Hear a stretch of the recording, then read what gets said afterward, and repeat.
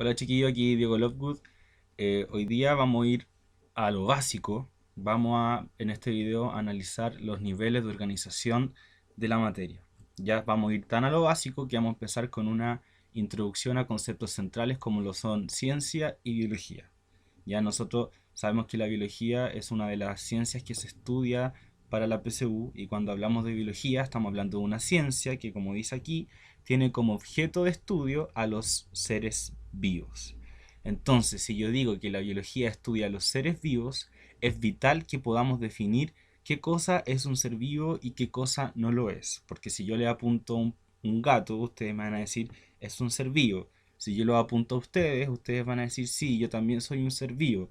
Si le apunto una mesa, ustedes van a decir no, no es un ser vivo. Si le apunto, no sé, un chicorita, ustedes van a decir no, no, no es un ser vivo, es un dibujo animado. Entonces, lo que hay que preguntarse es, ¿por qué estamos seguros de que los humanos, los gatos y, no sé, un perro son seres vivos y una mesa o una piedra no? Ya eso es súper importante de preguntarse porque es el objeto de estudio de nosotros. Y como ciencia, la biología tiene que realizar todo este tipo de acciones, ya tiene que observar a los seres vivos, los tiene que definir, por eso le estoy diciendo que la definición es súper importante, los tiene que caracterizar, tiene que decir cómo son, tiene que organizarlos dependiendo de distintas clasificaciones, tiene que experimentar para poner a prueba su hipótesis y tiene que postular teorías que expliquen ciertos mecanismos o ciertos sucesos que ocurren en la naturaleza. Bueno, y si yo observo la naturaleza, sé o postulo que está construida, está hecha de materia. ¿Ya? Y esta materia se va organizando desde niveles de organización menores a mayores. Y estos numeritos está ordenando de manera creciente cómo se va organizando la materia. Vamos a decir por convención para la PSU, para el DEMRE, que la unidad mínima de la materia es el átomo. Ya sabemos nosotros que el átomo tiene partículas aún más pequeñas que lo componen, pero vamos a decir que la unidad mínima de la materia es el átomo. ¿Y cuál es la unidad mínima de la vida?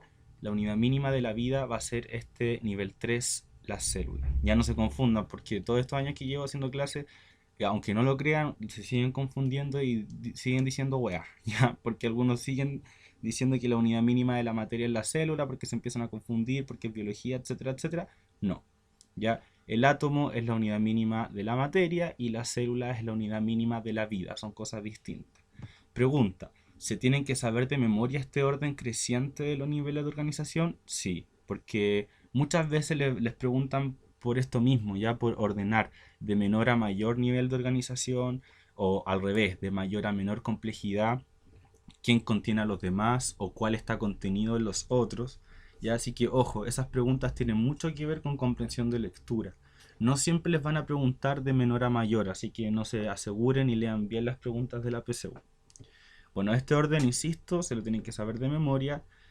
El átomo, molécula, célula, tejido, órgano, sistema de órganos, organismo, población, comunidad, ecosistema, bioma y biosfera. En algunas bibliografías, quizá en algunas guías de otros preuniversitarios, en otros libros, en Wikipedia, etcétera, pueden salir algunos más, pueden salir algunos menos, pero lo importante es que se sepan este orden, ¿ya? Lo importante es que sepan de qué está constituida la materia, o sea, es relevante que sepan que un tejido, por ejemplo, está hecho de células y que esas células están hechas de moléculas y esas moléculas están compuestas de átomos. Ya eso es lo esencial, más que aprendérselo de memoria una lista, es saber a qué me refiero con esta misma lista. ¿Ya? Bueno, el átomo, ya insistimos, es el componente más pequeño de la materia, su estructura mínima, y cada átomo corresponde a un elemento que está en la tabla periódica. Ya esto es súper importante que lo tengan en consideración. ¿Es necesario aprenderse la tabla? No. Incluso en la PSU salen, creo que no sale la tabla entera, pero salen la tabla periódica con los elementos relevantes para hacer fórmulas en química sobre todo. Ya. ¿Qué nos importa a nosotros en biología? Que hay elementos de esta tabla periódica que están en la naturaleza que son de importancia biológica. Son los que están acá. Ya carbono, hidrógeno, oxígeno, nitrógeno, fósforo, azufre, sodio, potasio, calcio, magnesio, hierro y cloro. ¿Cuáles son los más relevantes? Porque van a constituir la mayor proporción de las biomoléculas, de estas moléculas que son las centrales para la vida, son las 6 que están a nuestra izquierda. Ya estas son las más relevantes porque son las que están en mayor proporción. El famoso CHOMPS, ¿ya? CHOMPS por C de carbono, H de hidrógeno, O de oxígeno, N de nitrógeno, P de fósforo y S de azufre. ¿Quiere decir que podemos vivir sin los que están a la derecha? No, ¿ya? No podemos vivir sin sodio, sin potasio, sin calcio, sin hierro, sin cloro, sin magnesio. Pero lo que sí están en menor proporción. Ya estos están en menor proporción en los seres vivos que los que están a nuestro lado izquierdo. Para que lo tengan en consideración. Y aquí está. ¿Ya? Hay macroelementos porque su porcentaje son mayor al 1%. Hay elementos traza que están en muy poquita concentración, porcentaje, como el fierro. Y hay microelementos porque están su porcentaje entre el 0,05 y el 1%. Ya, pero insisto yo, recuerden que los más importantes son CHOMS. ¿Ya? El segundo nivel de organización de la materia es molécula y como veníamos diciendo hace poquito, la molécula entonces es una asociación de dos o más átomos mediante un enlace químico y estos átomos tienen que ser átomos o elementos distintos, ¿ya? Ejemplos clásicos de moléculas de importancia biológica, el agua. ¿El agua está hecha de dos o más átomos distintos? Sí, está hecho de dos de hidrógeno y uno de oxígeno. El oxígeno acá, el dióxido de carbono, carbohidratos, lípidos, proteínas, ácidos nucleicos. Ya tienen que tener eso en consideración. Las sales minerales son ejemplos clásicos también de biomoléculas inorgánicas que aparecen en los seres vivos, ya en cantidades más bien trazas o menores. Ejemplo, aquí tenemos el carbonato de calcio que está presente en los huesos, tenemos el sodio, el potasio, el calcio, el cloro y tenemos el hierro. El hierro es muy importante que lo tengan en consideración porque transporta oxígeno a la sangre. Ya eso lo pueden preguntar en la PSU. Y el magnesio, por ejemplo, está presente en los cloroplastos, ya específicamente en la clorofila cuando capta energía luminosa en las células vegetales. Tienen como tarea para la casa, entre comillas, aunque supongo que lo están viendo desde la casa, pero bueno, da lo mismo. Eh, Vean en internet, pongan sales minerales y siempre van a salir miles y miles de tablas con funciones de cada una de estos elementos, ¿ya? Porque yo no aquí le estaría leyendo la tabla finalmente porque no es más que eso, ¿ya? Pero tienen que tenerlo en consideración, tienen que aprendérselo de memoria en la PSU. Bueno, entonces, aquí está el agua de nuevo, el oxígeno, tienen que ser dos o más átomos en cantidad, ¿ya? Oxígeno aquí son dos átomos distintos. Dióxido de carbono tiene dos átomos de oxígeno y uno de carbono. La glucosa, que es un monosacárido, ya el monómero de uno de los monómeros de los carbohidratos. Y el ácido oleico, que es un ácido graso, o sea, un lípido monoinsaturado, y ahí vamos a ver en otro video qué significa eso. Y este ácido oleico, por ejemplo, está presente en el aceite de oliva. Y este es uno de esos ácidos grasos buenos, no sé si han escuchado eso, porque previene que se deposite colesterol en los vasos sanguíneos. ¿Ya? Bueno, aquí tenemos otro ejemplo de molécula. Está una proteína 3D, obviamente, que es la rodanasa. Bueno, no tienen que para qué saber qué hace la rodanasa, pero si quieren saber, esta es una enzima que está en las mitocondrias y que tiene que ver con transforma el cianuro en otra molécula un poquito menos dañina, ¿ya? Así que para acá es la rodanasa. Pero insisto, estos son ejemplos para que sepan que las cosas de las que hablamos en biología en verdad son 3D y no son 2D. Que cuesta de repente imaginarse eso. Esto con lo mismo, ¿ya?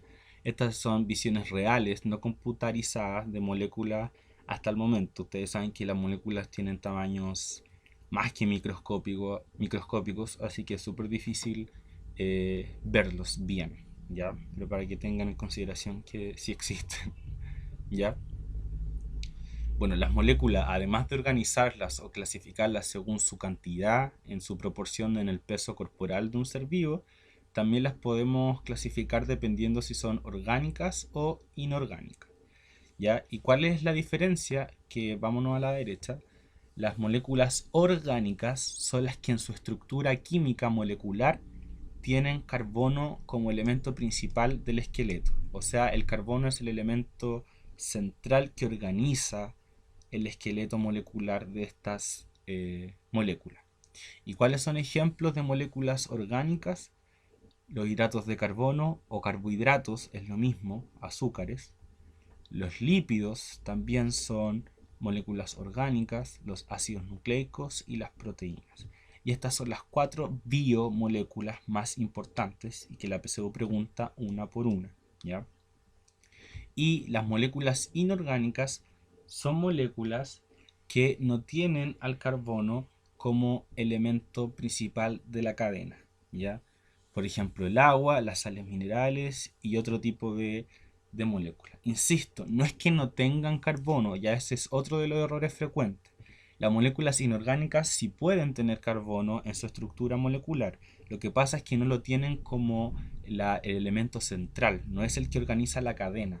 Así que ojo con eso, porque miren acá, por ejemplo, el dióxido de carbono tiene carbono, sí, ya, pero el carbono no es el elemento principal de una cadena, de un esqueleto carbonado, así que ojo con eso. El hecho de que sean inorgánicas no significa tampoco que no sean importantes. Miren acá tenemos el agua, o sea, ¿qué es más importante que el agua? Y es una molécula inorgánica, así que ojo con eso también, no hagan no supongan que las moléculas inorgánicas no están presentes en la vida, ya no hay que ver esa tontería. Bueno, y otra clasificación está un poco más, o sea, menos importante en verdad, que es si las moléculas están cargadas o no cargadas eléctricamente. Ya, los iones son moléculas cargadas y pueden estar cargadas positivamente, que serían los cationes, y pueden estar cargadas negativamente si son aniones. Ya, pero esto como que lo ves más en química. Y hay otras moléculas que son neutras, o sea, que no tienen carga neta, y pueden ser apolares, polares y anfipáticos. ¿Ya? Y como dice aquí, con cargas parciales. El agua, por ejemplo, es una molécula neutra porque no tiene carga neta, pero sí tiene cargas parciales. Eso significa, lo vamos a ver más adelante, que un sector de la molécula de agua va a atraer un poquito más los electrones que el otro. Entonces va a ser un poquito más negativo que el otro lado.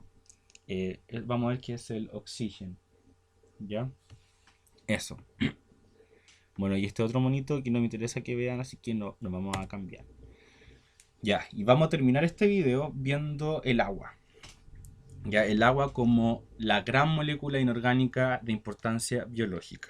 Ya, el cuerpo humano, particularmente nosotros, el cuerpo humano, está conformado por un 60 o 70% de agua. Así que es demasiado la proporción y por lo tanto demasiada la importancia. Bueno, el agua, como sale en este monito, está compuesto de 2 átomos de hidrógeno y de un átomo de oxígeno. Esta conformación tridimensional calza o proporciona ciertas características que son esenciales para la vida. ¿Ya? Es súper importante que tengan en cuenta entonces esa disposición. La estructura del agua, como dice aquí, depende del estado de agregación en el que se encuentre. Depende de la temperatura y la presión del ambiente. ¿Qué significa estado de agregación en palabras simples? Que el agua va a estar en estado gaseoso, sólido o líquido, dependiendo de cuán cerca y de cuánta energía cinética tengan las moléculas. Como en este caso, las moléculas de agua están completamente separadas unas de otras, no hay uniones a través de puentes de hidrógeno y tienen una energía cinética alta, por lo tanto están en estado gaseoso.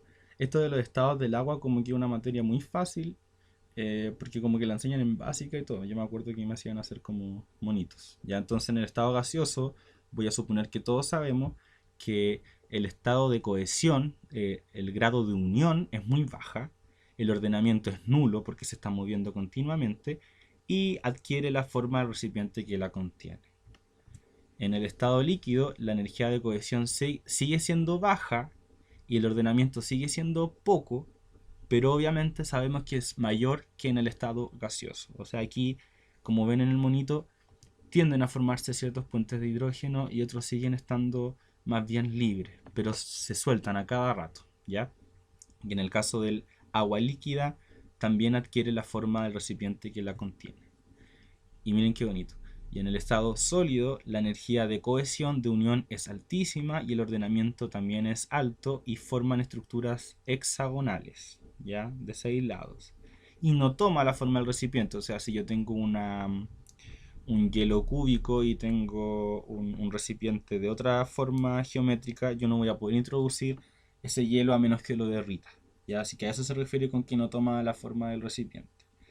Y algo muy especial que lo vamos a ver después es que representa el estado de menor densidad. O sea, el agua sólida es menos densa que el agua líquida y eso es algo especial porque los sólidos siempre suelen ser más densos que el estado líquido, pero en el caso del agua no es así, justo no es así. Ya vamos a ver qué consecuencias ecológicas tiene esta propiedad de que sea el estado de la materia de menor densidad. Bueno, gracias a esas estructuras, el agua tiene ciertas propiedades que son centrales para la vida.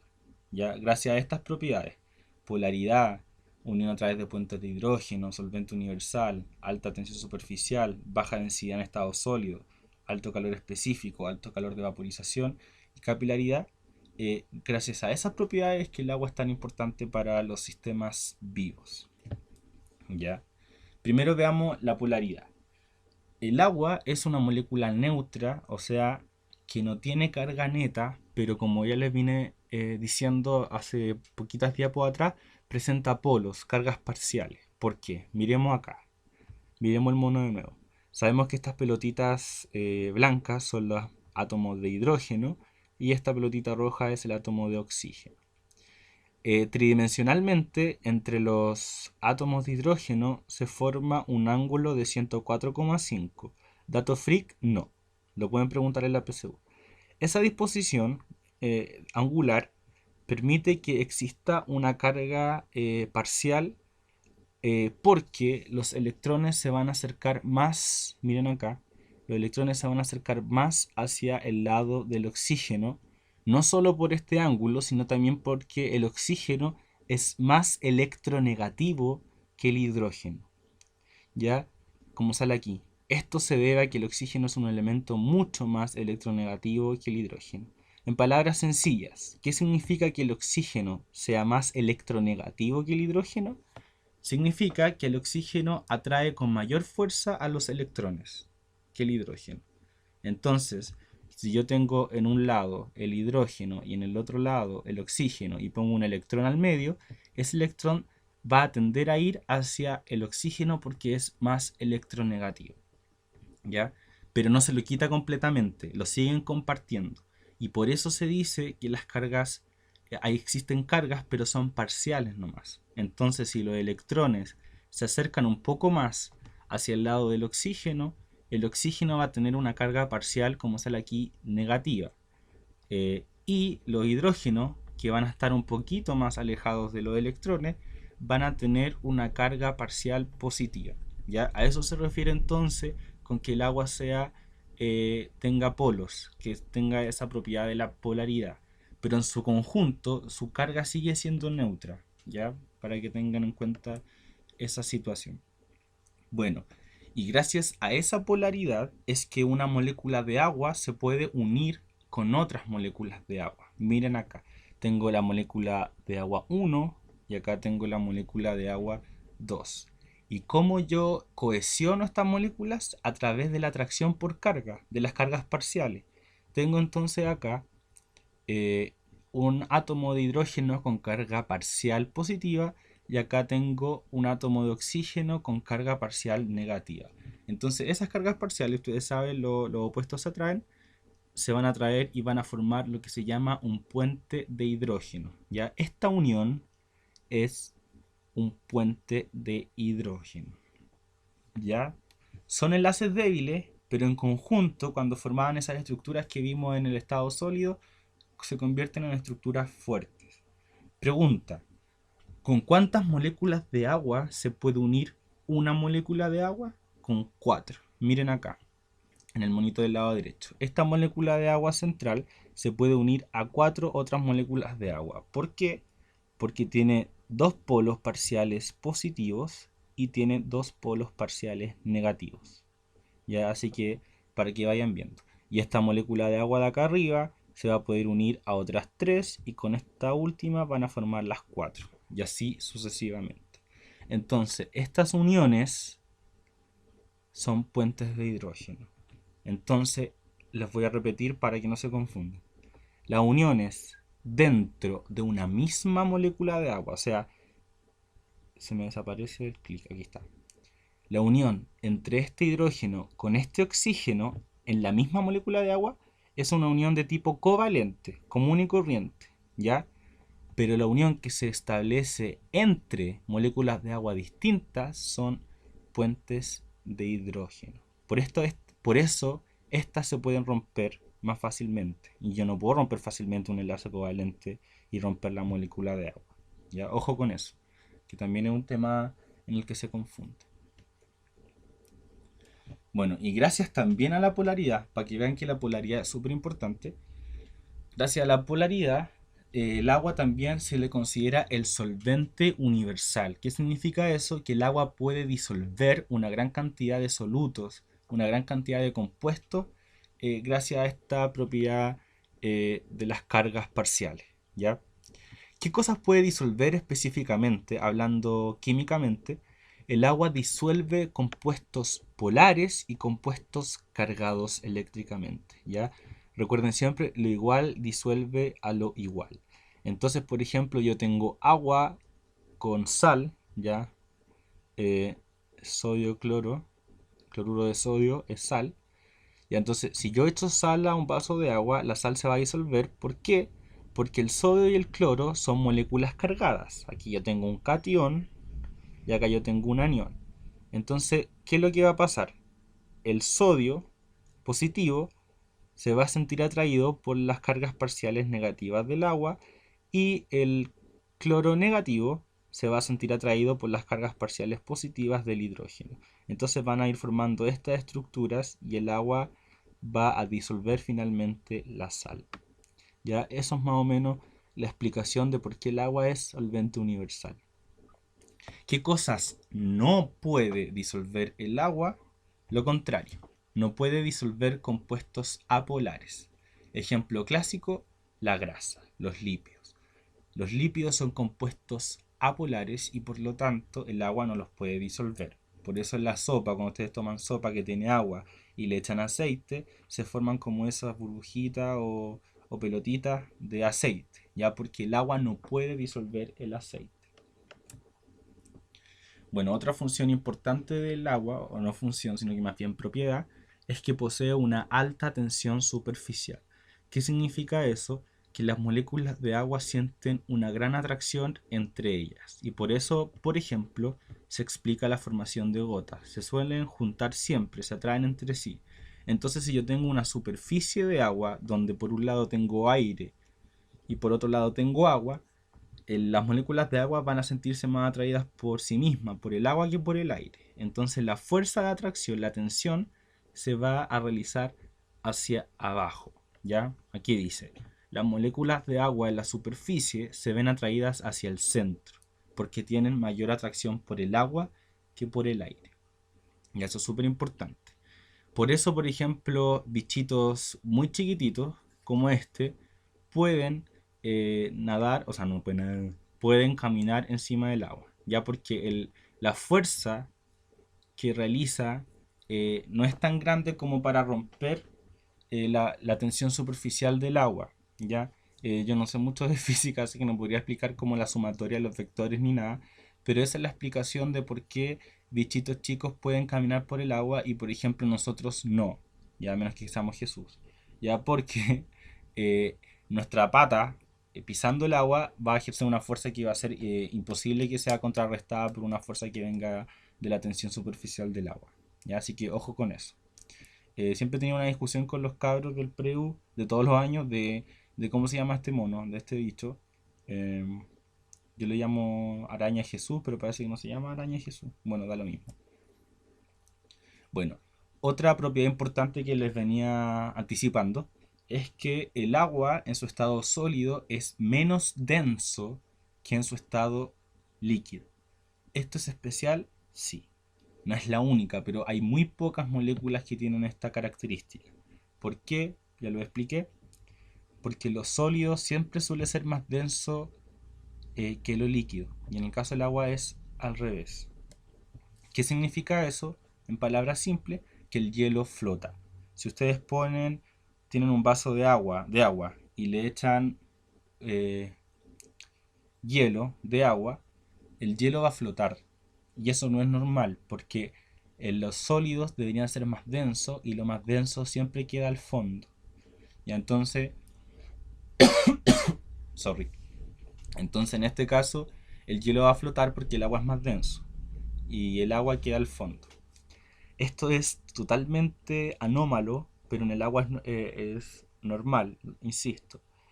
Y tiene una consecuencia ecológica rígida, que es que el hecho de que el agua flote, que cuando es hielo, cuando está en estado sólido, significa que se pueden formar ambientes debajo del hielo. Miren acá este pescado, este pez que está feliz, ¿ya? Y el hecho de que se pueda formar vida en el agua líquida es totalmente relevante, ya porque nosotros sabemos que la vida comenzó en el agua. ¿Qué hubiera sucedido? Aquí ya estoy haciendo un poquito más de, no conspiración, pero ¿qué hubiera sucedido si el agua fuera una molécula que se hubiera comportado como cualquier otra? El hielo hubiera sido más denso que el agua líquida y esta masa de hielo, se hubiera posado al fondo. Y quizás eso no hubiera permitido el crecimiento de algas, por ejemplo, o de plantas al fondo del mar. Y si no hay plantas, no hay cadenas, no hay cadenas tróficas, entonces no hubiera existido un consumidor primario, ni secundario, ni terciario, etc. Entonces da para pensar. Ya aquí no estoy haciendo conspiraciones, ni divinas, ni nada, pero es interesante ver esas cosas. Ya que como que justo pasó eso.